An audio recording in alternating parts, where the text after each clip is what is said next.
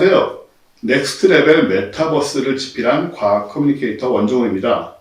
메타버스는 우리 삶을 어떻게 바꿀까? 이 주제에 대해서 얘기를 해보겠습니다. 4차 산업혁명이라는 말을 많이 들어보셨을 거예요.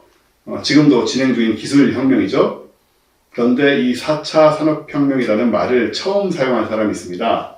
바로 세계경제포럼 다보스 포럼의 창설자인 클라우스 슈밥이라는 분이죠. 굉장히 나이가 많으신 분입니다.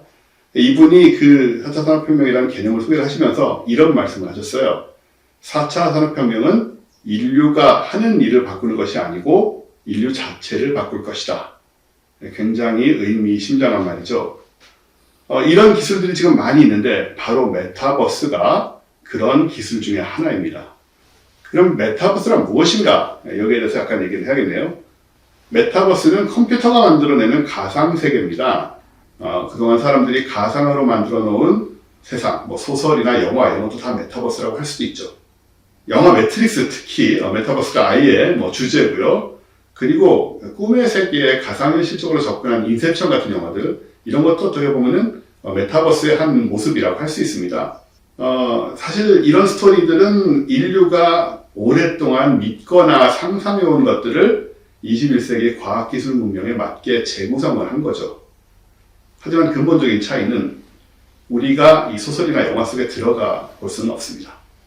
그런데 지금 우리가 말하는 메타버스는 우리가 그 속에 들어가 살아갈 수 있다라는 점이 가장 큰 차이죠. 그래서 사실은 온라인 게임도 일종의 메타버스라고 할 수 있습니다. 하지만 목적이 정해진 세계에서 정해진 임무만을 수행하면 끝나는 게 온라인 게임이죠. 이런 게임과 달리 메타버스는 현실 세계처럼 그 속에서 뭐든지 할 수 있다. 어떤 생활을 하고 삶을 살아가는 것도 가능하다. 이런 것이 그 메타버스의 일종의 철학이라고 할 수 있습니다. 공부를 할 수도 있고, 일을 할 수도 있고, 또 여가를 즐길 수도 있고, 사람을 만날 수도 있고, 그런 컴퓨터 속 세상이 메타버스인 거죠. 그리고 이제 드디어 인류가 이런 기술을 사용할 수 있는 때가 된 겁니다. 일단 지금 상황을 보시면 지금부터 이제 우리 미래로 가는 그 기술적 흐름을 보면 디지털로 모든 것을 연결한다 라는 것이 큰 핵심적인 철학입니다. 이게 어떻게 가능해졌냐? 그 배경만 조금 한번 짚고 넘어가 보죠. 인터넷이 이제 1990년대, 2000년대 초에 집으로 들어왔죠. 그러면서 이제 어떤 일이 생겼냐? 온라인 세상이라는 것이 생기기 시작했습니다. 그전엔 그런 것이 없었죠. 사람들이 컴퓨터만 있으면 들어와서 모여서 뭔가를 할 수 있는 그런 세상이 구축이 되기 시작을 했습니다. 그러다가 몇 번의 계기를 맞게 됩니다. 2007년에 스마트폰이 탄생을 합니다. 이게 어떤 의미가 있냐면 스마트폰은 우리가 전화기로 사용을 많이 하죠. 하지만 사실은 전화기라기보다는 컴퓨터죠. 전화 기능이 있는 들고 다니는 컴퓨터입니다. 이게 어떤 차이를 만들었냐면 그 전까지는 우리가 컴퓨터를 쓴다는 건 집에서 큰 거실에 있는 컴퓨터 하나를 이렇게 스위치를 켜고 그런 다음에 굳이 인터넷에 접속을 해서 들어가는 모든 과정을 거쳐야 온라인 세계에 들어갈 수 있었어요. 근데 스마트폰이 생긴 이후로는 스마트폰은 늘 들고 다니고 이거 항상 켜져 있지 않습니까? 스마트폰을 끄고 다니는 사람은 없잖아요. 그리고 스마트폰은 전화망으로 항상 온라인입니다. 그러니까 스마트폰을 제가 화면을 들여다보고 뭘 하지 않더라도 계속 알림이 오고 메일이 오고 톡이 옵니다. 문자가 오고. 그래서 저를 항상 온라인에 연결시켜주죠. 아주 자연스럽게 이런 흐름이 생긴 거죠. 그런 다음에 이 무선 네트워크, 원래는 이제 전화 네트워크였던 이 무선 네트워크의 속도가 3G, LTE, 지금 5G 이런 식으로 발전하면서 사실은 요즘 집에서 쓰는 인터넷보다 더 빠른 경우도 있습니다.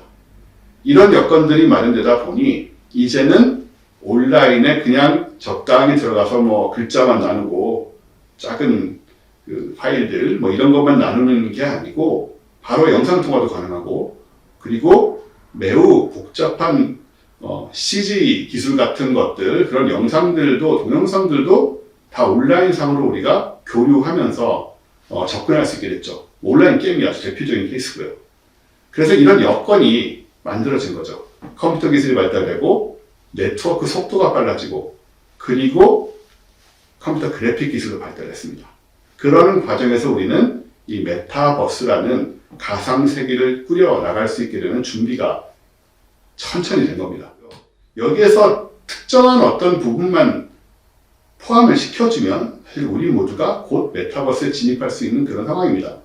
그럼 메타버스로는 어떻게 진입을 하느냐? 지금 뭐 스마트폰이나 컴퓨터를 사용하는 경우가 많이 있죠. 그런 서비스들이 사실 이미 활용이 되고 있습니다. 근데 역시 좀 본격적인 부분이라면 아무래도 좀 실감나는 그 VR, 뭐 AR, MR 이런 말들 들어보셨을 텐데 그런 쪽의 접근이 아무래도 더 효과적이겠죠. 그래서 이런 얘기 많이 합니다. 스마트폰으로 메타버스 하다가 할 게 없다, 재미가 없다. 들어오긴 했는데 한 반나절 다니고 나니까 딱히 무슨 게임은 목적이 있어서 뭔가 그 태스크가 있고 그걸 하고 나면은 뭔가 그 보상이 주어지잖아요. 근데 그런 게 아직 충분하지 않으니까 뭐 답답해하는 사람도 있어요. 아직은 좀 그런 상태이기도 합니다만은 기술은 엄청난 속도로 발전을 하죠. 특히 이제 VR, AR, MR 이런 부분들을 우리가 한번 생각을 해봐야 되는데 VR이라는 말은 버추얼 리얼리티죠. 가상 현실입니다. 말 그대로. 큰 고글들 쓰고 뭐 하시는 모습들은 아마 본인이 안 하셨어도 영상이나 이런 데서 한 번씩 보셨을 거예요. 그리고 AR은 Augmented Reality죠. 증강현실. 이거는 내가 보고 있는 영상과 현실을 결합을 하는 겁니다. 그래서 믹스드 리얼리티라는 말도 쓰죠. 혼합현실이라는. 이런 용어들이 탄생을 했고 거기에 맞는 기계들이 사용이 됩니다. 고글은 지금은 이제 좀 커요. 그래서 이렇게 얼굴 위에 이렇게 쓰고 나면 좀 무게감이 느껴지고 3D 안경 같은 것과 좀 다릅니다. 이 VR 고글이란 것은 뒤를 돌아다보면 뒤가 보이죠. 옆을 보면 옆이 보이고 위를 보면 위가 보입니다. 이게 일반적인 뭐 입체 영상 이런 것과는 굉장히 다른 점이죠. 실제로 그 세계 속에 내가 들어가 있다는 것을 총체적으로 느낄 수 있는 그런 경험을 제공을 합니다. 그리고 이제 손에 사용하는 컨트롤러가 손을 대신한다거나 요즘은 손 자체를 인식을 하죠. 손가락 움직임 같은 걸 실제로 인식을 해서 손의 컨트롤러를 아예 사용하지 않는 경우들도 많이 있습니다. 가상현실과 증강현실은 사실은 상상 가능한 모든 세상을 창출할 수 있거든요. 왜냐하면 CG니까요. CG로 우리가 못 만들 것은 없습니다. 뭐든지 할 수 있습니다. 지금 영화들 CG 굉장히 많이 쓰는데 옛날에는 감히 만들 수 없었던 그런 영상들이 엄청나게 거대하거나 아니면 너무나 위험하거나 이런 영상들이 그냥 다 나오죠. 마찬가지로 VR 세계, 가상현실 세계에서는 그야말로 정말 뭐든지 가능하다. 그래서 제가 이제 강연할 때 한 번씩 보여드리는 사진이 우주인이 달에 누워가지고 맥주를 마시는 그런 사진이에요. 일단 우리가 달에 가기 힘들죠. 누군가는 가겠지만 우리는 달에 가기 어렵습니다. 돈도 너무 많이 들고 훈련도 엄청나게 해야 되고요. 그리고 달에 간다 한들 거기서 맥주를 마시는 건 완전히 불가능하죠. 근데 이제 이렇게 여러 가지 의미에서 불가능한 그런 일들이 VR 세계에서는 아무것도 아니죠. 그래서 중요한 부분, 상상할 수 있는 것은 뭐든지 구현된다. 이게 포인트입니다. 그러니까는 이제 우리 상상력의 제약만 넘어서면 할 수 없는 일이 없다는 거. 그게 바로 VR의 정말 큰 가능성이고요. 이런 가능성을 이제 일찍부터 본 사람들이 있습니다. 예를 들어서 여러분이 지금 세계에서 가장 큰 커뮤니티가 어딘지 아시는지 모르겠어요. 여기서 커뮤니티라는 건 뭐 국가까지 다 포함합니다. 나라까지. 보통 이제 뭐 중국, 인도를 얘기하실 텐데 커뮤니티라는 관점에서 보면 세계에서 가장 큰 커뮤니티는 단연코 페이스북입니다. 페이스북은 이미 몇 년 전에 회원수 30억 명을 넘어섰어요. 그러니까 전 세계 인구의 절반 정도가 지금 페이스북 아이디를 갖고 있습니다.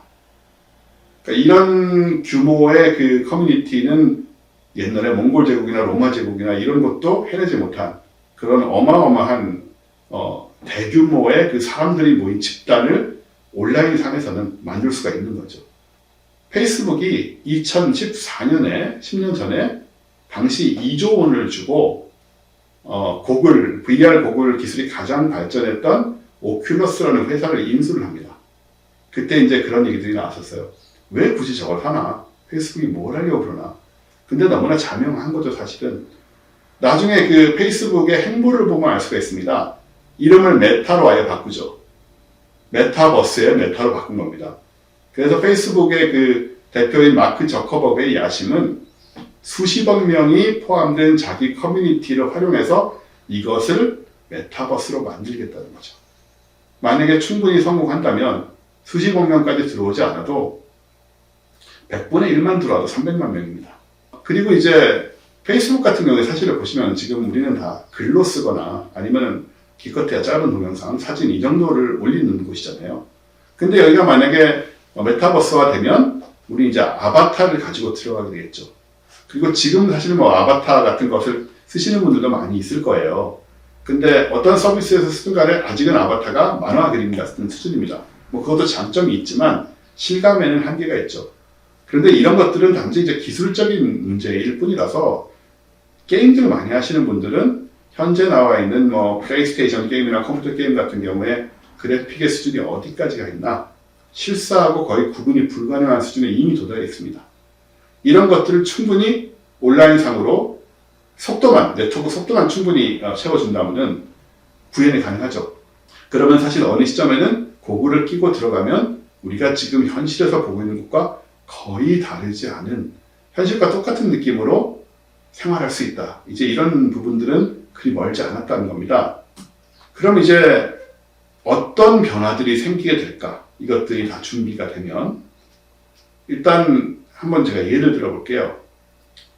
당연히 학교를 가는 부분들 우리가 이미 비대면 경험했습니다. 코로나 때문에 강제로 경험을 했죠. 근데 거기 뭐 줌이라든가 팀즈라든가 이런 프로그램들을 많이 수업을 하셨을 텐데 하시는 선생님도 거기 수업을 받는 학생들도 조금은 갑갑합니다. 왜냐하면 그 작은 카메라 영상들, 화면들을 통해서 해야 되기 때문에. 근데 이런 것들이 조만간 전부 메타버스로 대치가 되겠죠.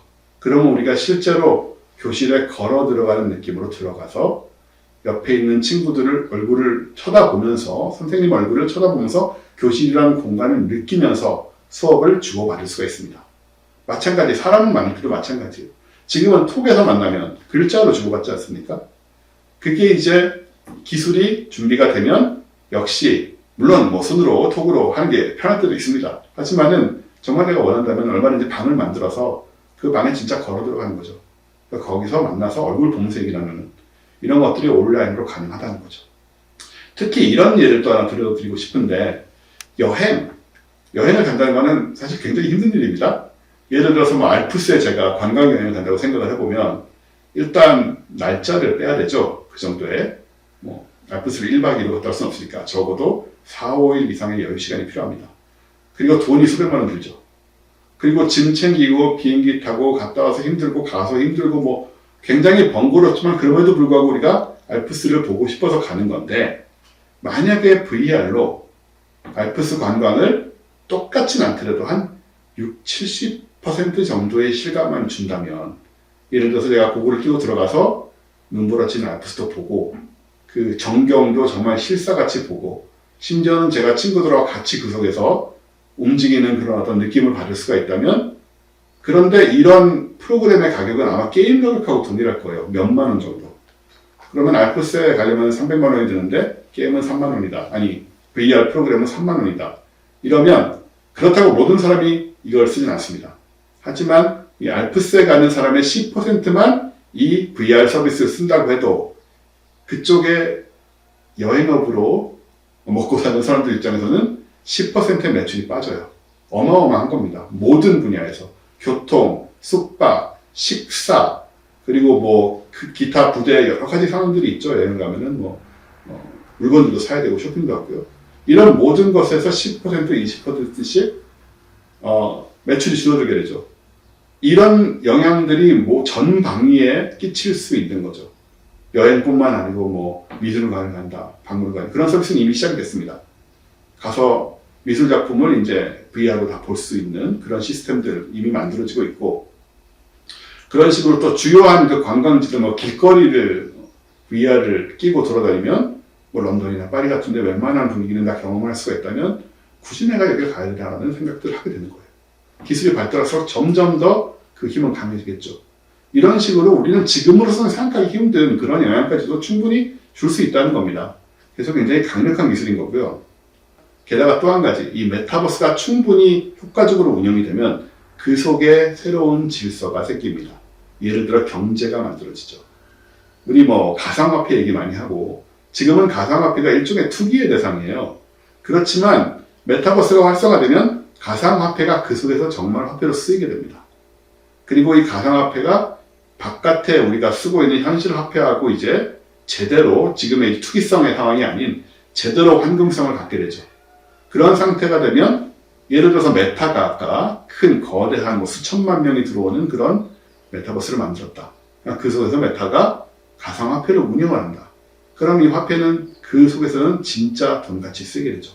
그럼 그 내부의 경제가 만들어지고 규모에 따라서는 아주 큰 경제 구조가 만들어지게 됩니다. 그러면 지금까지 없던 하나의 경제의 틀이 생겨나는 거죠. 그리고 메타버스가 하나뿐이겠습니까? 여기저기에서 큼직한 메타버스를 만듭니다.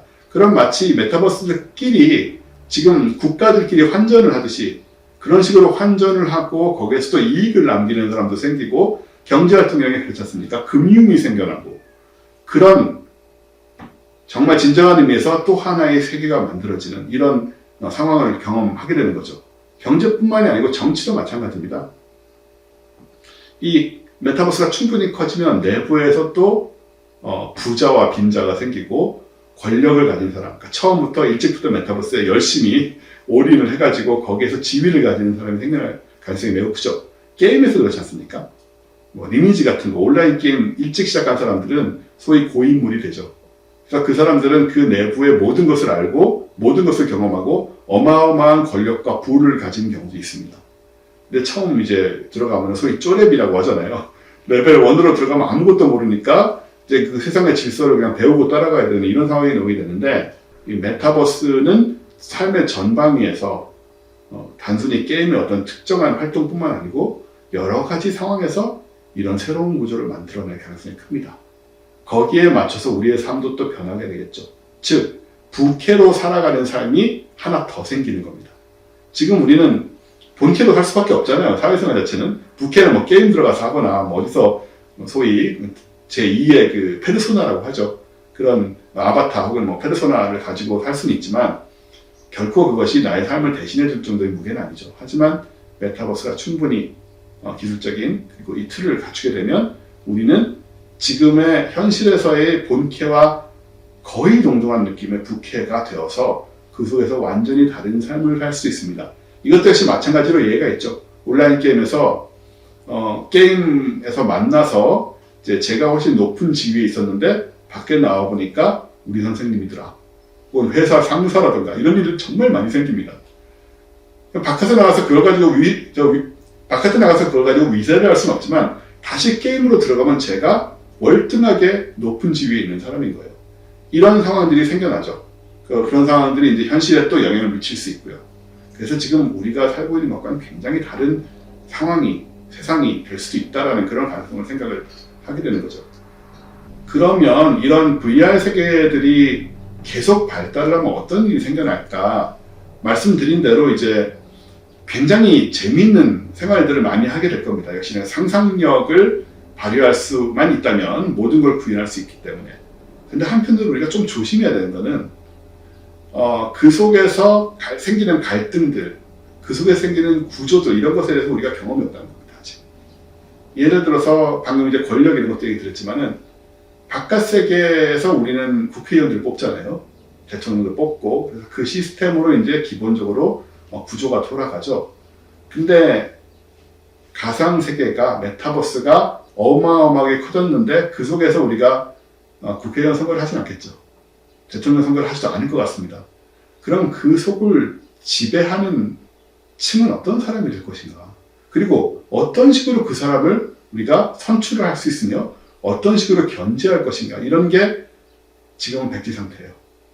예를 들어서 메타에서 만든 메타버스에서 이 마크 저커버그가 거기에서 일종의 신적인 모습으로 살아가려고 한다. 모든 것을 다 바꿀 수 있고 모든 것을 다 소유할 수 있는 그런 권력을 가지려고 한다면 여기는 사기업이 있지 않습니까?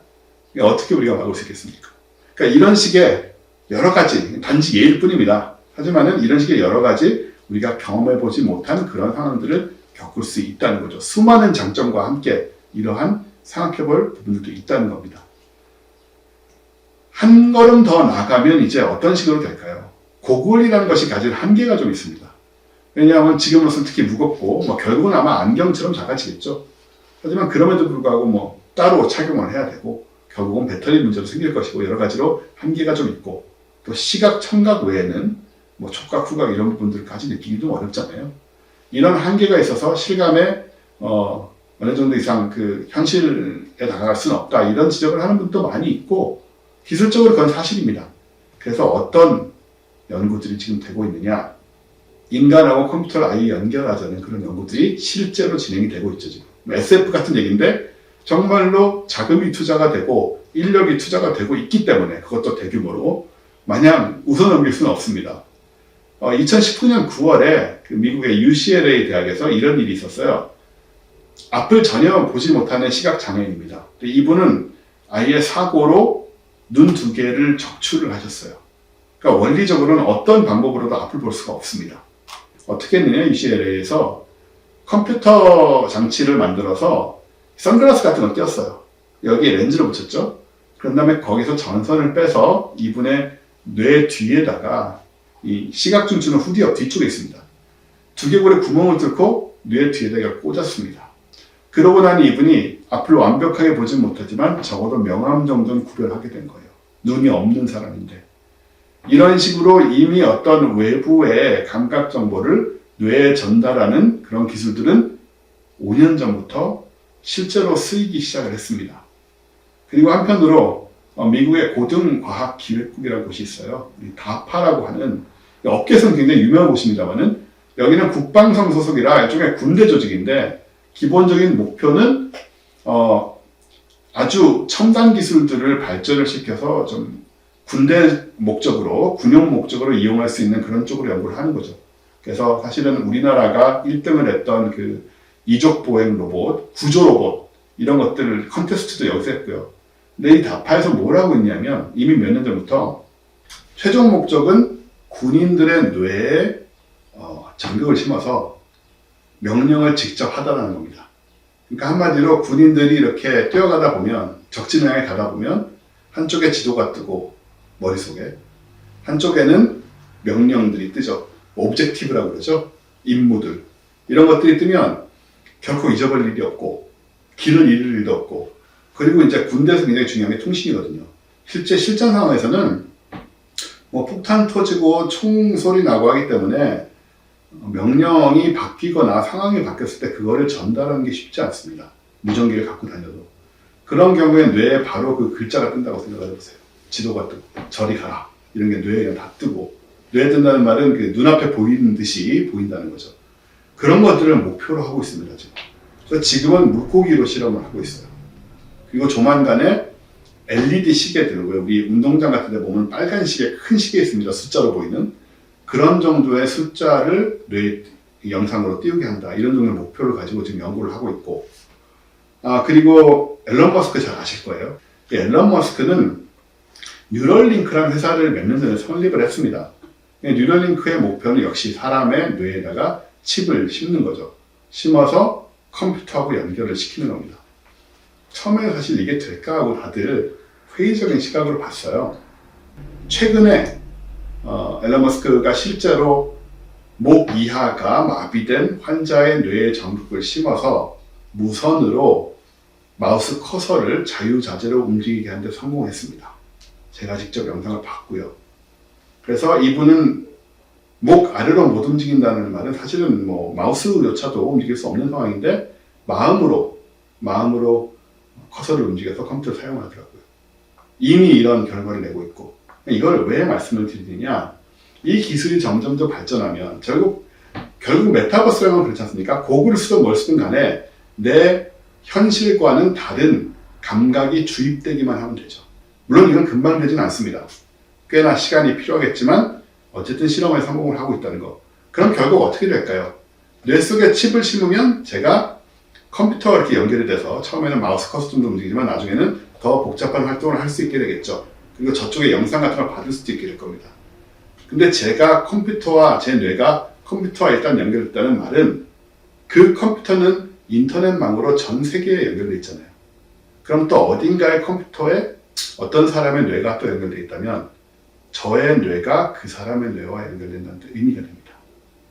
그러면 메타버스라는 것은 이제 전 세계 수많은 사람들이 뇌로 직접 모여드는, 뇌를 통해서 직접 모여드는 거대한 가상세계로 구축될 수 있다는 그런 예측을 해볼 수가 있습니다. 아직은 현실적인 기술은 아니지만 그 방향으로 연구가 진행되고 있다는 게 중요하죠. 그럼 결과적으로 어떻게 되겠습니까? 우리가 AI 얘기를 좀 많이 하잖아요. AI를 지금 활용을 함에 있어서 사실은 가장 좋은 세계는 현실 세계가 아니고 가상 세계입니다. 그리고 AI는 바깥 현실 세상에서 움직이려면 로봇의 몸이 또 있어야 될 때가 필요합니다. 그죠? 근데 가상 세계 안에서는 그런 것도 필요가 없죠. 그래서 이제 미래학자들은 이런 얘기를 하는 거죠.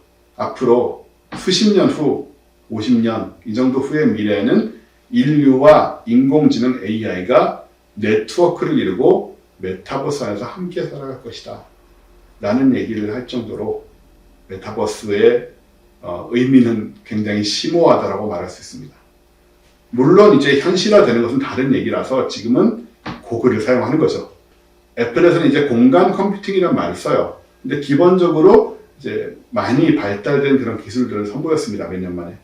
그리고 이것들이 점점 작아지고 편해지고 그래픽이 발전하고 네트워크 속도가 빨라지면 지금은 굳이 이걸 내가 하겠느냐는 생각을 하지만 조금만 지나면 이 정도는 내가 할 수 있다라는 관점으로 바뀌게 되는 거죠. 이렇게 어마어마한 기술들이 동원이 되고 있고 그리고 그 가능성이 너무나 무궁무진하기 때문에 메타버스의 세계는 굉장히 큰 가능성을 갖고 있고요. 그리고 결국 우리 앞에 오게 됩니다. 어떤 형태로 어느 시점에 어느 정도 규모로 오느냐의 문제일 뿐이지 결국 우리 앞에 놓이게 된다. 그랬을 때 우리가 기술에 끌려가는 것이 아니고 그 기술이 만들어 놓는 그런 환경이나 혹은 뭐 이렇게 새로 창출하는 세상에 어떻게 우리가 주도적으로 참여하고 적응하고 끌고 나갈 것인가 이런 부분을 지금부터 사실 생각을 해야 되기 때문에 메타버스에 대해서 우리가 계속 관심을 가져야 되는 거죠. 네, 지금까지 넥스트 레벨 메타버스를 집필한 과학 커뮤니케이터 원종이었습니다. 감사합니다.